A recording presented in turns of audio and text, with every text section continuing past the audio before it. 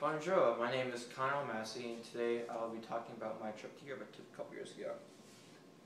Now, Europe was a lot of fun, but it was also a great learning experience and something I'll never forget. For the trip, I took it because I was part of a group called Iowa Ambassadors in Music. What it is, it's a group of band choir students that were selected by their band choir directors, different high schools throughout the state, and would travel throughout Europe. Have different concerts. And the preparation for the concerts throughout Europe was a lot of hard work. We put in 8, 9, 10 hours 3 days before we got on the plane from Chicago and London. But once we got there, it was worth it. Going to the concerts, seeing the people react to our music playing was awesome. The traveling, though, was a lot of stress. Getting on the plane and having all the people worrying about, good worried, but still.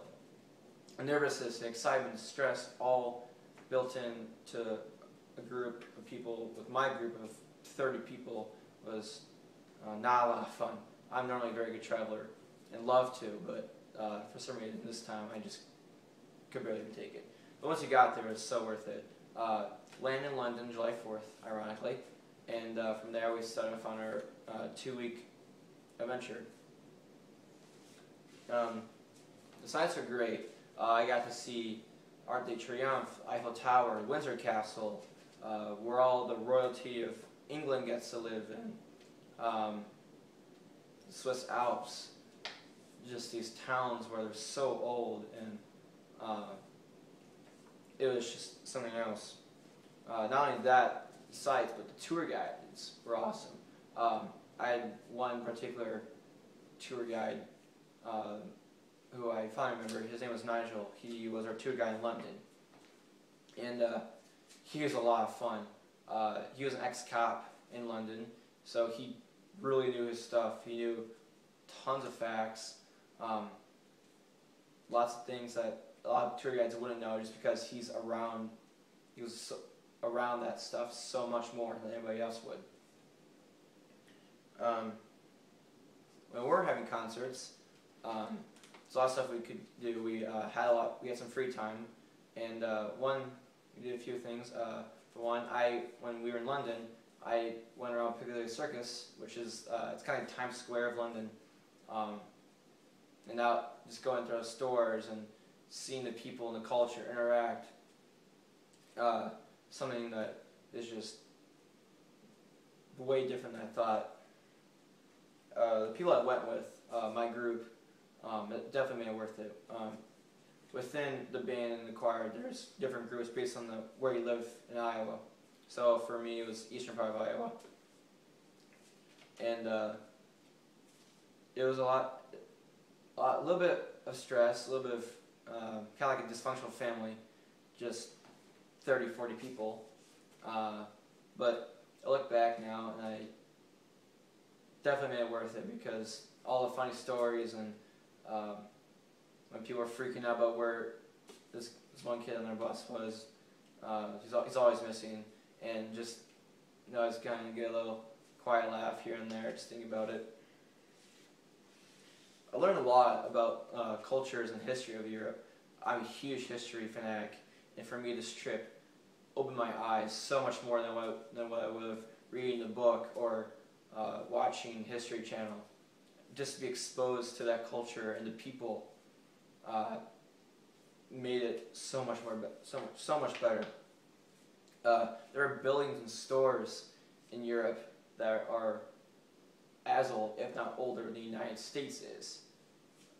That is something else. Just to have that history in those buildings. The people who went through there. In London, I could have been in a store that Winston Churchill went through. It's fascinating. Not only that, the culture. In the United States, we have a melting pot of all these cultures and people put together into what this country is made of. But in Europe, all those cultures are separate, and they're still alive today. And it's fascinating just to see how it all works and see these towns where they haven't really changed much outside of technology. Not even really the people have changed much. It's still that that it's like just like the United States and Iowa, just really nice town, small town people. One culture experience, I guess called a shock, but I should say, was we were driving through Germany and we stopped at a concentration camp called Dachau. It's right outside Munich, and when you go through a concentration camp, it's a lot different from what you would read in a book or watch in a History Channel special or a documentary, because you don't get the emotions that you normally would if you just watched it or read it about it. You go through, and there's still the giant doors, the railroad tracks covered by the dirt. You go in, it's almost like you take the place, you feel like you take the place of one of the prisoners there. You feel a lot of sadness. Just the area that Dachau covered, that was considered a small one, an average size, even smaller than average size concentration camp.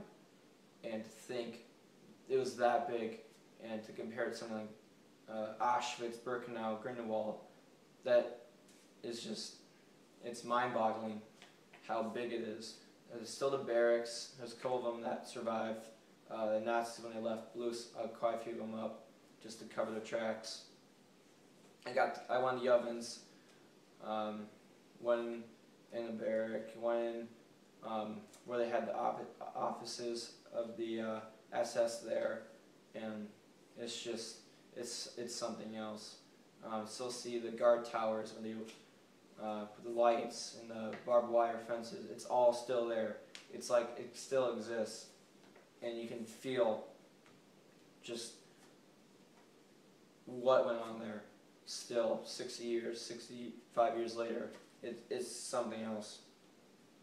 But as you leave, you get this, you still have the sadness, because it's almost like I said before, it's like you're going with the prisoners, and you're leaving, and you lost most of your family, a lot of your friends, but you're so grateful that you're alive.